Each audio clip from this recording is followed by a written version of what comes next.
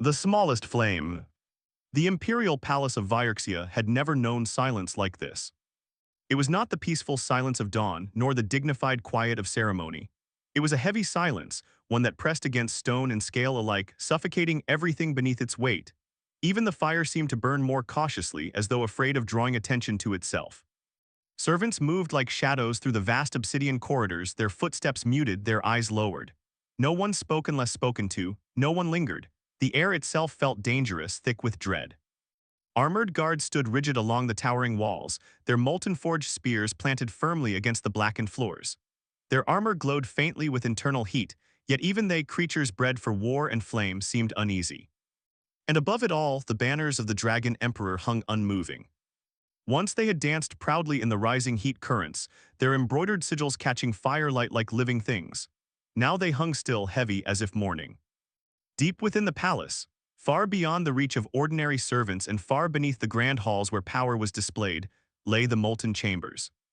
Here, rivers of liquid fire flowed beneath translucent obsidian, casting a constant, pulsing glow through the cavernous space. Pillars of black glass rose like frozen flames, and the air shimmered with unbearable heat. It was sacred ground, and today it had become a place of quiet desperation. Because something unthinkable had happened. The Emperor's only heir, the child of flame, the promise of eternity, was dying. The hatchling lay curled in a shallow basin carved from gold so pure it seemed almost liquid. Beneath it, molten fire flowed in gentle currents, meant to nurture and sustain the young dragon's life. The chamber had been prepared long before the egg had ever cracked, designed by the greatest minds in the Empire. Everything had been perfect. Everything had been certain. Dragons did not fail. And yet, the tiny creature barely moved. Its scales, meant to shine like polished silver, were dull and uneven, as though the light within them had never fully ignited. Its wings, delicate and translucent, twitched weakly against its sides, unable to lift even their own weight. Each breath came as a struggle. A faint rise of its chest. A fragile exhale. A pause too long. Then another trembling inhale, as though the world itself resisted giving it air. Around the basin stood the greatest draconic healers in the Empire. Ancient beings, their scales marked with age and power, their eyes glowing with deep inner fire. Some bore runes etched into their horns, others carried staffs carved from volcanic crystal. Their presence alone could have commanded storms, reshaped mountains, or called fire from the sky. But here, they were helpless. They spoke in low, urgent tones, their voices layered with frustration. The flame is unstable. I have never seen such weakness in royal blood. It should be feeding from the molten core, yet it rejects it. Impossible. Nothing about this is impossible, one elder growled. It is happening. They had tried everything. Ancient rituals older than empires. Spells that had sustained dragons through cataclysms. Heat adjustments, energy infusions, protective enchantments. None of it mattered. The hatchling continued to fade. And with every passing moment, the silence in the chamber deepened. Because no one dared speak the truth aloud. If the heir died, there would be consequences. Not political, not symbolic, but catastrophic. The Emperor was not merely a ruler. He was fire made flesh. And grief for a being such as him would not be gentle. Humans, of course, were not even considered. They existed in the palace, yes, but only at its edges. They cleaned, carried, served, and disappeared. Their lives were brief sparks compared to the endless inferno of dragonkind. Weak, fragile, temporary, useful only because they were plentiful. They did not understand dragon physiology. They did not wield meaningful magic. Their bodies could not even withstand the heat of the deeper chambers for long. To involve a human in a matter of royal blood would have been absurd.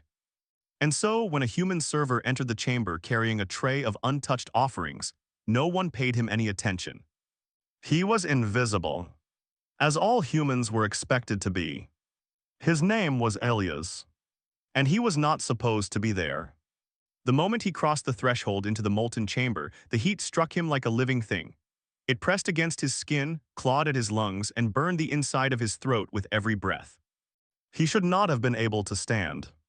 But he did, because he had learned how. Humans were good at enduring. They learned quickly or they did not survive. Elias had spent years within the outer layers of the palace, gradually working his way inward. Each step had required him to adapt, to breathe slower, to move with purpose, to ignore the pain. Now he walked carefully across the obsidian floor, balancing a golden tray in his hands. The metal was hot enough to blister unprotected skin, yet he carried it as though it weighed nothing. His eyes remained lowered. Never meet a dragon's gaze. Never draw attention.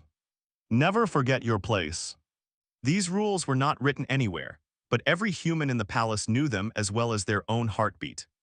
So Elias walked, step by step, silent, invisible, until he saw the hatchling. He stopped.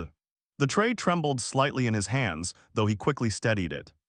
He should have looked away, should have continued walking, should have left, but he didn't, because something about the sight before him refused to be ignored. The tiny dragon lay curled in its golden cradle, its body trembling faintly. Its wings twitched with each shallow breath as though trying to move to live but failing. It was small, smaller than Elias had expected. Not the terrifying creature of legend, but something fragile. Something struggling. And in that moment, Elias did not see the Emperor's heir. He saw a dying creature. A sharp hiss cut through the chamber. "Leave humans, you pollute the air." The word snapped like a whip, laced with contempt. Elias flinched, his body reacting before his mind could catch up. He lowered his head further, gripping the tray tightly. "Yes, my lord," he murmured. He turned and stopped, because the sound of the hatchling's breath reached him again. Weak, uneven, wronged. Something inside him tightened. A memory stirred. Not of this place or these towering beings of flame, but of somewhere far away. A small village. Cool winds. A night filled with fear. And a creature lying on the ground, barely alive, while others stood around it, shaking their heads. Nothing can be done. It won't survive. It's too far gone. He remembered those words. He remembered the silence that followed. And he remembered refusing to accept them. Before anyone could stop him, Elias stepped forward. Gasps rippled through the chamber. Several dragons turned, their eyes narrowing in disbelief. "What are you doing?" one growled, its voice low and dangerous. Elias did not answer. He set the tray aside with careful precision, his movements slow and deliberate. Then he approached the golden basin, each step heavier than the last. The heat intensified. It pressed against him, warning him, telling him to stop. But he didn't. He knelt beside the hatchling. And gently, he reached out his hand. Every dragon in the chamber froze. Time itself seemed to hesitate. Humans did not touch dragons. It was not merely forbidden. It was unthinkable. Dragons were beings of power, of fire, of divinity. Their bodies were sacred, their presence overwhelming. Even lesser dragons would have incinerated a human for such a transgression. And this was the Emperor's heir. Yet the human touched it. Elias' fingers brushed against the hatchling's scales. They were hot, far hotter than he expected. The heat surged up his arm, biting into his skin, but he did not pull away. Instead, he leaned closer, his brow furrowing. Carefully, slowly, he placed his hand against the dragon's chest. Then he lowered himself further and pressed his ear against it. "Madness," one of the healers whispered. "Stop him," another snapped. But no one moved. Because something about the human's actions, his calm, his focus, held them in place. He was listening. Not with magic, not with powers, but with simple human attention. Elias closed his eyes. He felt the rhythm beneath his ear. Or rather, the lack of it. The heartbeat was too fast, too erratic. The breaths were shallow, uneven, struggling against something unseen. And the heat, it was overwhelming. Not just to him, to the hatchling itself. "It's too hot," he whispered. The words were quiet, almost lost in the crackling of flame. But every dragon heard them. They recoiled, anger flashing in their eyes. "Of course it is," one snapped. "It is dragon fire." Elias shook his head, his expression tightening. No. He swallowed, his voice trembling slightly, not from fear but from certainty. Too hot even for itself. Silence fell. Heavy. Unyielding. Because in that moment the impossible had been spoken. And worse. It made sense. Elias took a slow, steady breath. Then with trembling hands, he did something no one in the Empire had ever dared to do. He lifted the Emperor's heir out of the molten gold. The reaction was immediate. Flames surged violently, rising in a roaring column as though the chamber itself rejected the act. The molten currents below churned, casting wild shadows across the walls. Roars erupted from the dragons. Stop HIM. Insolence. Put it back. The guards stepped forward, their weapons igniting with searing heat. But Elias did not stop. The moment the hatchling left the molten basin, its body convulsed weakly. A faint broken sound escaped its throat. And Elias felt it. The heat. Not just from the dragon but within it. Too much. Far too much. He pulled the hatchling close to his chest. The pain was immediate. His clothes began to smolder, then burn. The fabric blackened, curling away as flames licked at it hungrily. His skin blistered beneath the contact, a sharp, searing agony that threatened to overwhelm him. The smell of burning cloth and flesh filled the air. Gasps echoed through the chamber. Even the dragons hesitated. Because no human should have been able to endure that. No human would choose to. But Elias held on. He tightened his grip, cradling the hatchling as though it were something fragile, something precious. Because to him, it was. It's okay, he whispered, though his voice shook with pain. I've got you. The hatchling shifted weakly in his arms. Its breathing stuttered, then steadied. The change was small. So small it could have been imagined. But every dragon in the chamber felt it. The frantic, erratic rhythm began to slow. The shallow gasps deepened just slightly. The overwhelming heat lessened. Elias exhaled sharply, relief breaking through the pain. There, he murmured, that's it. The chamber fell silent once more. But this time, it was not the silence of despair. It was the silence of realization. Because for the first time since its birth, the Emperor's child was breathing. And it was a human. A weak, fragile, insignificant human. Who had made it possible? The human's fire. They should have killed him. There was no question about it. No debate. No hesitation. No mercy. Every law of the Empire, ancient, unyielding, carved into stone and memory alike, demanded a single, unquestionable response. Death. A human had touched the Emperor's bloodline. Not by accident. Not in ignorance. But deliberately. He had laid his hands upon royal flesh, lifted it from sacred flame, and held it as though it were his to command. It was blasphemy. It was treason. It was an offense so grave that even speaking of it would normally end in execution. And yet, no one moved. Because the hatchling was alive. Elias collapsed onto the obsidian floor with a sharp, echoing crack. The sound seemed far too loud in the heavy silence that followed. His knees hit first, then his shoulder, but he twisted at the last moment, instinct overriding pain to shield the small, fragile weight in his arms. His body took the impact, his burned skin scraping harshly against the polished stone. He did not cry out. Not because it didn't hurt, but because he couldn't. His breath came in ragged, broken pulls, each inhale dragging fire into his lungs. His throat felt raw, scorched from heat and smoke, his vision blurred at the edges, flickering like a dying flame. But his arms did not loosen. He cradled the hatchling against his chest, his grip trembling but unyielding. The creature shifted weakly, its small body pressed against him. Its heat still burned, still seared, but it was different now. Less wild, less consuming, still dangerous, but no longer killing itself. Cool, Elias rasped, his voice barely more than air. Cool it down. No one responded. The dragon healers stood frozen where they were, their massive forms casting long shadows across the chamber. Their eyes, once filled with authority and certainty, now flickered with something far less stable. Uncertainty, confusion, even fear. Because what they were witnessing should not have been possible.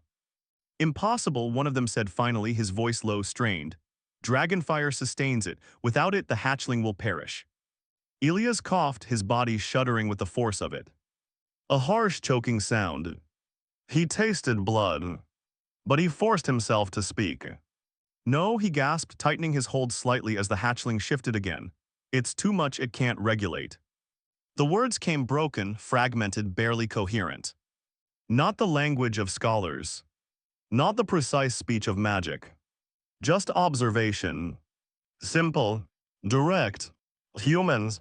The dragons did not understand his explanation. Not fully. The concept itself was foreign. Dragons were creatures of fire. They did not struggle with it. They did not fail to contain it. Fire was their birthright, their essence, their strength. The idea that one of their own could be overwhelmed by its own flame was absurd. And yet, they could see it. They had seen it. The hatchling had been drowning in its own heat. And now, it was. Elias shifted slightly, his body protesting the movement. The pain had become something distant now. Not gone, never gone, but quieter, as though his mind had chosen to focus on something else instead. Something more important. He lowered his head, his cheek brushing lightly against the hatchling's scales. Stay with me, he whispered, his voice soft, steady despite everything. You're doing fine, just breathe. The hatchling made a faint sound. A weak, almost inaudible chirp. But it was a sound. And that mattered. The elder dragon stepped forward. Slowly, deliberately, the others shifted as he moved, instinctively making space for him. He was older than the rest. Larger, his scales were darker, edged with lines of glowing amber that pulsed faintly with his heartbeat.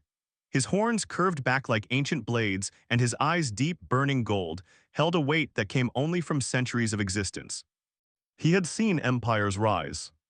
He had seen them fall. He had witnessed things no mortal could comprehend.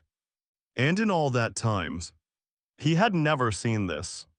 What do you propose, humans? His voice was not loud. It did not need to be. It filled the chamber all the same. Elias swallowed, his throat tightening painfully. For a moment, he did not answer. Not because he did not know what to say, but because speaking felt like trying to drag words through fire. Still, he forced himself. Lower the temperatures. The elder's gaze sharpened. Explain. Elias closed his eyes briefly, gathering what little strength he had left. Not cold, he whispered, just less, it needs time to adjust. He coughed again, his grip tightening instinctively around the hatchling as his body trembled. Too much heat all at once, it can't handle it. Madness. The word snapped through the chamber, sharp and immediate. Another healer stepped forward, his expression twisted with anger. You would weaken the royal flame. You would risk extinguishing it entirely based on the ramblings of a dying human. Elias did not respond. He didn't have the strength. And even if he did, he wouldn't have argued. Because this wasn't about being right. It was about the hatchling. The elder raised a claw. The chamber fell silent. Do it. For a moment, no one moved. The order hung in the air, heavy with consequence. To alter the sacred flame of the imperial chamber, on the word of a human. It was unthinkable. It was dangerous. It was. Do it, the elder repeated, his voice harder this time. And that was enough. The dragons moved. Not quickly, not dramatically, but with careful precision. Hands were raised. Spells were whispered. Ancient symbols flickered into existence, glowing faintly against the obsidian walls. And slowly, the fire dimmed. It was not a sudden change. Not a dramatic drop. Just less. The molten rivers beneath the floor lost some of their violent intensity. The flames dancing along the pillars softened, their movements slower, more controlled. The air shifted. Still hot, still oppressive, but no longer suffocating. Elias felt it immediately. The difference, the relief, not for himself, but for the small, trembling body in his arms. The hatchling stirred. It was a small movement, barely noticeable. A twitch of its wing, a faint flex of its claws. But Elias felt it. He opened his eyes, his breath catching. "That's it," he whispered. "Oh, that's good." The hatchling's chest rose and fell, more steadily now, more evenly. Then, a tiny spark escaped its mouth. It was so small it could have been mistaken for a trick of the light. A flicker, a single fragile ember. But it was real. It hovered in the air for a heartbeat, then vanished. The chamber froze. Every dragon present felt it, saw it, understood it. The hatchling had breathed fire. For the first time, a ripple of shock passed through the chamber, silent but undeniable. Because this was proof. The human was right. Hours passed. No one left. No one dared. The chamber remained dimmed, its heat carefully controlled, constantly adjusted by the healers. They worked in silence now, their earlier certainty replaced with focused attention. Watching, learning, adapting, and at the center of it all, Elias remained. He had not moved. Not truly. He still sat on the obsidian floor, his body slumped slightly, his back leaning against the edge of the golden basin. His clothes were ruined, burned away in places, clinging to him in charred fragments. His skin was worse. Blistered, raw, angry red and black where the heat had been strongest. Any normal human would have died long ago. "Treat him," one of the healers said at one point, his voice quieter now. "We cannot risk losing him." But Elias shook his head weakly. "No." The word was barely audible. "You will die," the healer replied. Elias glanced down at the hatchling. It had shifted again, curling slightly closer against him, its small body pressing into the warmth of his chest. Not the overwhelming, destructive heat it had known before, but something steadier. Something controlled. "Not yet," Elias whispered. And that was the end of it. So they let him remain. Time blurred. The hours stretched, each one marked only by the slow, steady improvement of the creature in his arms. The hatchling's breathing grew stronger. Its movements more purposeful. Its tiny claws flexed against Elias' chest, not in pain, but in life. And through it all, Elias spoke. Not in the complex, ancient language of dragons. Not in spells or incantations. Just words. "You're all right.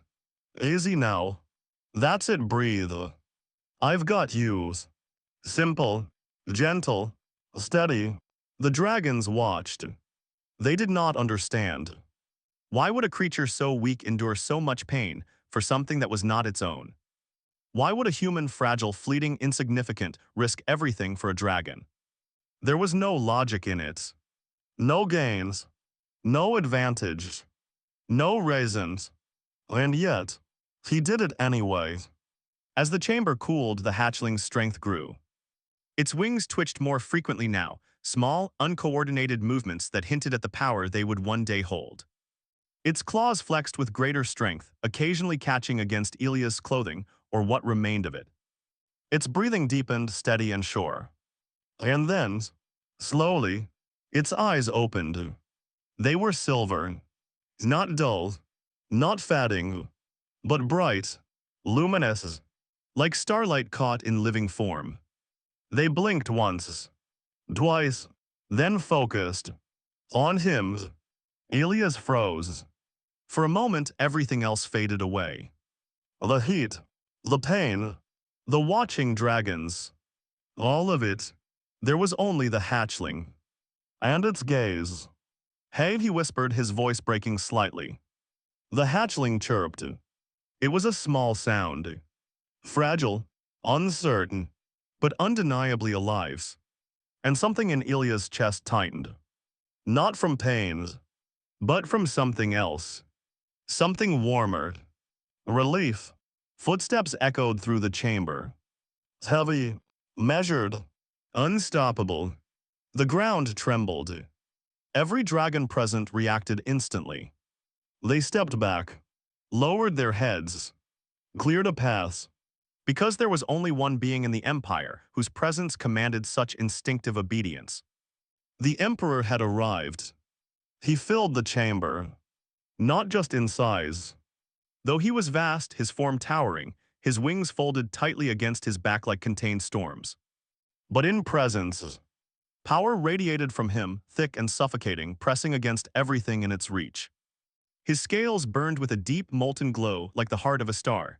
His eyes, twin suns, swept across the chamber, taking in everything.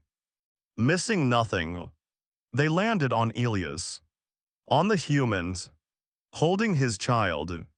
Alive, the chamber held its breath. Explain. The word was simple. Quiet, but absolute. No one spoke. The healers remained silent. The guards did not move. Even the elder dragon said nothing. Because there were no words that could fully capture what had happened. No explanation that would not sound like madness. So the silence stretched. Heavy, dangerous, until it just needed. The voice was weak, barely there. Elias, someone to notice. The Emperor's gaze shifted. Fully, completely, focused on him. The humans. For a long moment. He said nothing. Did nothing. The silence became something else. Something deeper. And then, slowly, the Emperor lowered his head. A movement so small, so controlled, and yet, it shook the chamber more than any roar ever could. Because the Dragon Emperor, ruler of fires, breaker of kingdoms, living embodiment of powers, had bowed to a human's, a different kind of strength. The Empire changed that day. Not with the roar of wars, not with the clash of armies or the fall of kingdoms. There were no proclamations carved into stone in that moment. No banners raised, no ceremonies held, no grand declarations echoing across the lands. The sky did not split. The mountains did not tremble. The world did not seem to notice at all. And yet, everything had changed. At first, it was only a feeling. A shift, subtle and almost imperceptible, that moved through the palace like a quiet breath. The molten halls still burned, the obsidian towers still stood unbroken, and the dragons still ruled with the same overwhelming power they always had. But something beneath it all had begun to move. To soften. To question. It began with a human's. Elias should have died. By all logic, by all experience, by every law of nature and empire alike, he should not have survived the night. His body had been ravaged by dragon fire, his skin burned to blistered ruin, his lungs scorched from heat and smoke. The very air of the molten chamber should have killed him long before the flames ever could. Even dragons had whispered it among themselves, their voices low and certain. He will not last. No human could endure such damage. It is only a matter of times. And yet, time passed, and Elias lived. The healers worked on him in shifts, their movements precise, their expressions tightly controlled. These were the same dragons who had once dismissed him as nothing more than a servant, a fleeting creature of little consequence. Now, they bent over him with careful attention. They applied salves drawn from the deepest volcanic springs, infused his body with controlled heat to counter the damage, and wove delicate strands of magic to stabilize what should not have been stable. Not out of kindness, not out of guilt, but because they had been commanded. The Emperor's word had been absolute. His life, he had declared, his voice carrying through the palace like a living flame, is now worth more than gold. No one questioned it. No one dared. And so they worked. Relentlessly, precisely, unyieldingly. But it was not their skill that kept Elias alive. Not truly. It was the hatchling. The small dragon refused to leave him. From the moment Elias had been carried from the chamber, barely conscious and clinging to life, the hatchling had followed. It had resisted every attempt to separate them, its small but growing strength surprising even the elder dragons. It hissed when they tried to move him. It clawed at the stone. It cried. Not the roar of a dragon, but a high, sharp, desperate sound that echoed through the halls and refused to be ignored. In the end, they had relented. So Ilias lay in a chamber meant for healing, its heat carefully controlled, its atmosphere stabilized for his fragile human body. And beside him, curled close, was the future of the Empire. The hatchling rested against him, its silver scales glowing softly in the dim light. Its warmth was no longer wild or destructive. It did not burn, did not consume. Instead, it soothed. A gentle heat, steady and controlled, radiating outward like a living shield. It watched him constantly. Whenever Ilias stirred, its head would lift instantly, its bright eyes locking onto him with intense focus. When his breathing grew shallow, it would nudge him, softly at first, then more insistently, pressing against him as if trying to push life back into him. When he drifted too far into stillness, it would cry, and somehow, Ilias always came back. The healers noticed it first. There is a pattern, one of them said, his voice low as he observed the readings of heat and pulse. Whenever the hatchling is in distress, his condition stabilizes. Another frowned, studying the faint glow surrounding them. The dragon is regulating its own temperature unconsciously. It is adjusting to him. They did not understand it. Dragons did not bond with humans. They did not adapt to them. They did not care. And yet, this one did. Days passed. Then weeks. The palace returned to motion, its routines resuming, its power undiminished. But the whispers remained. A human had touched the Emperor's heir. A human had saved it. A human had lived. The story spread, carried through corridors and across vast halls, repeated in hushed tones and quiet disbelief. Some dismissed it. Others resented it. A few watched because something unprecedented was unfolding. The first time Ilias opened his eyes, it was not dramatic. There was no sudden movement, no gasp of breath, no triumphant return. Just a slow awareness, a flicker of consciousness. His vision was blurred, the world around him little more than shifting shapes and soft light. His body felt distant, heavy, as though it no longer belonged to him. He tried to move. Pain answered. Sharp, immediate, real. He inhaled sharply and coughed. The sound was weak, broken. But it was enough. The hatchling reacted instantly. Its head snapped up, its body shifting as it leaned closer.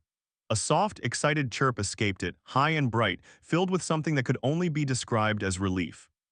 Ilias blinked, his vision struggling to focus.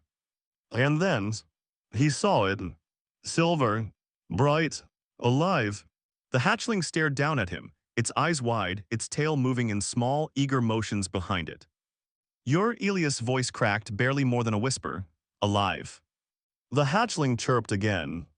Louder this time. Ilias let out a shaky breath. A faint, tired smile tugged at his lips. Good, he murmured. That was all. But it was enough. From that moment forward, nothing remained the same. The hatchling refused all attendance. When the servants approached with food, it ignored them. When the healers attempted to examine it, it pulled away. When guards tried to guide it elsewhere, it resisted. But when Ilias was present, everything changed. It ate. Small pieces at first, tentative and uncertain, but steadily growing stronger. It slept. Curled beside him, its breathing slow and even, its warmth a constant presence. And when it began to walk, it followed him. Everywhere. At first, its movements were clumsy. Uncoordinated. Its limbs too new, its balance uncertain. But it learned quickly. Dragons always did. And wherever Ilias went, it went. Through the halls of the palace. Across the obsidian floors. Even into places where humans were never meant to tread. The palace whispered. A dragon bonded to a human. It is unnatural. It is dangerous. It is impossible. And yet, No one could deny it. The hatchling chose him, not out of command, not out of obligations, but by its own will. The Emperor watched.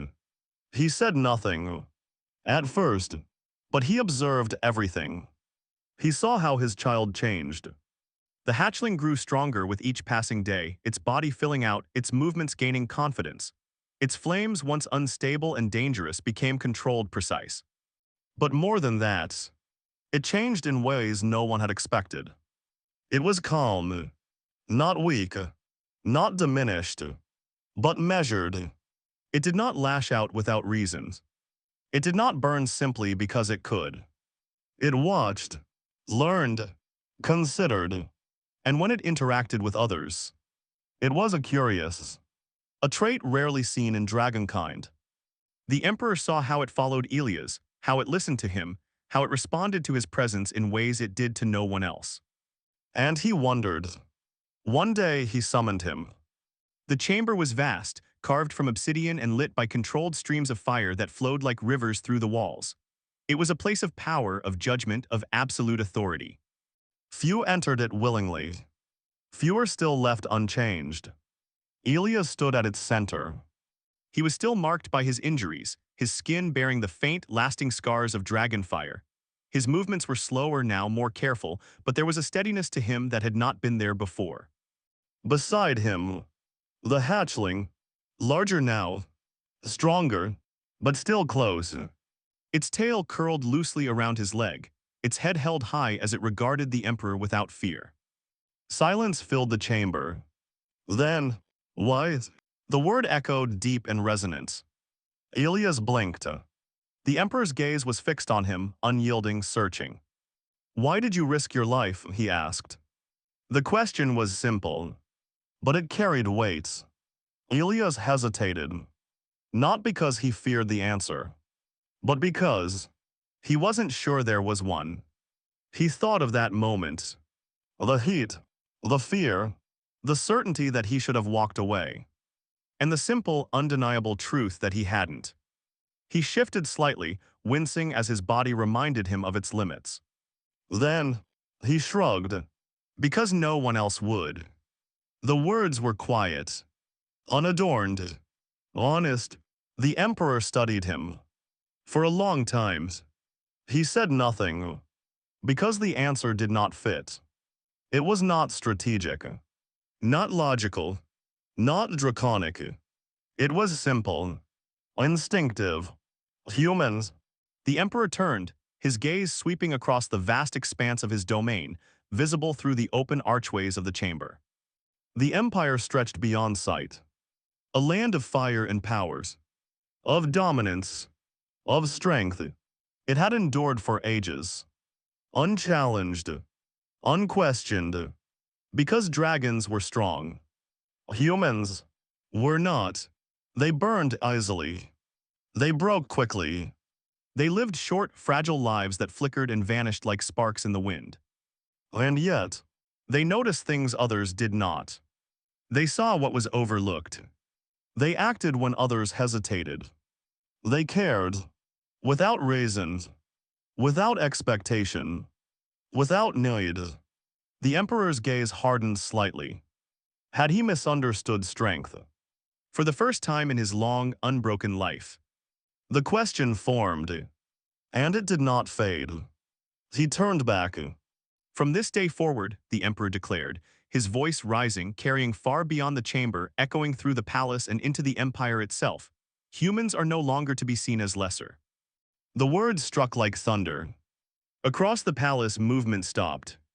Voices fell silent. Eyes widened. Because this was not a suggestion. It was law. Any who harm them, he continued, his gaze sharp, unyielding, will answer to me. There was no mistaking the meaning. No room for interpretation. The Empire shifted. In that moment, the change became real. The Emperor looked back at Elias.